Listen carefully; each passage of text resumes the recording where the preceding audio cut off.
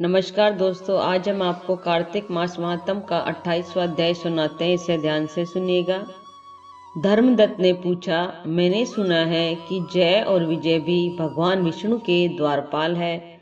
उन्होंने पूर्व जन्म में ऐसा कौन सा पुण्य किया था जिससे वे भगवान के समान रूप धारण करके वैकुंठ धाम के द्वारपाल हुए। दोनों पार्षदों ने कहा, ब्राह्मण, पूर्व काल में तृणबिंदु की कन्या देवहूति के गर्भ से महर्षि कर्दम की दृष्टि मात्र से 2 पुत्र उत्पन्न हुए। उनमें से बड़े का नाम जय और छोटे का नाम विजय हुआ। पीछे उसी देवहूति के गर्भ से योग धर्म के जानने वाले भगवान कपिल उत्पन्न हुए। जय और विजय सदा भगवान की भक्ति में तत्पर रहते थे।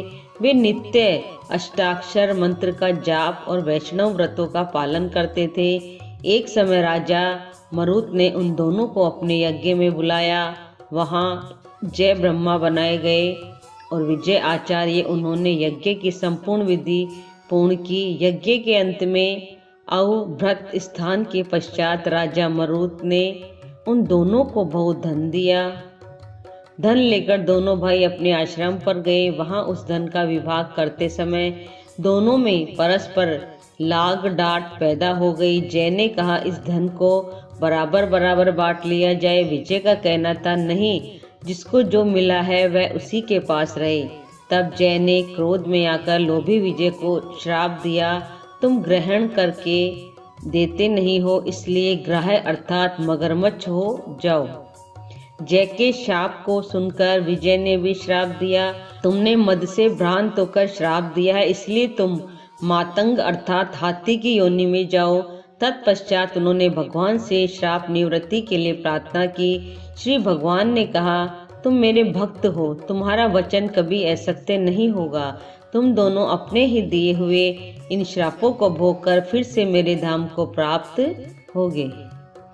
ऐसा कहकर भगवान विष्णु अंतर्ध्यान हो गए। तदंतर वे दोनों गंड नदी के तट पर ग्राह्य और गज हो गए। उस योनि में भी उन्हें पूर्व जन्म का स्मरण बना रहा और वे भगवान विष्णु के व्रत में तत्पर रहे।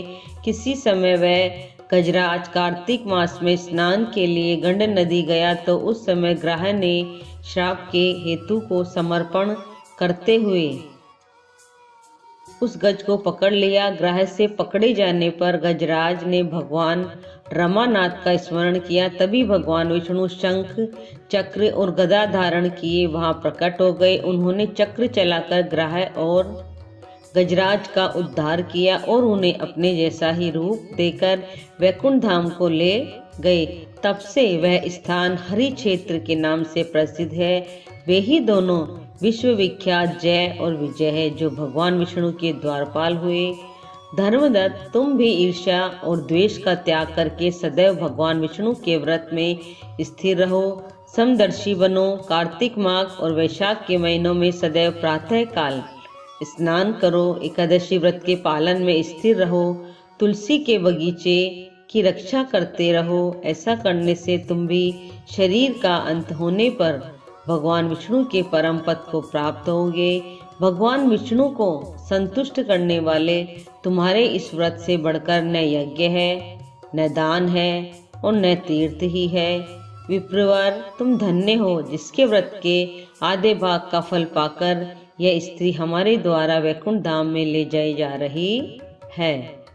नारद जी बोले, हे राजन, धर्मदत्त को इस प्रकार उपदेश देकर वे दोनों विमानचारी पार्षद उस कलह के साथ वैकुंठ धाम को चले गए।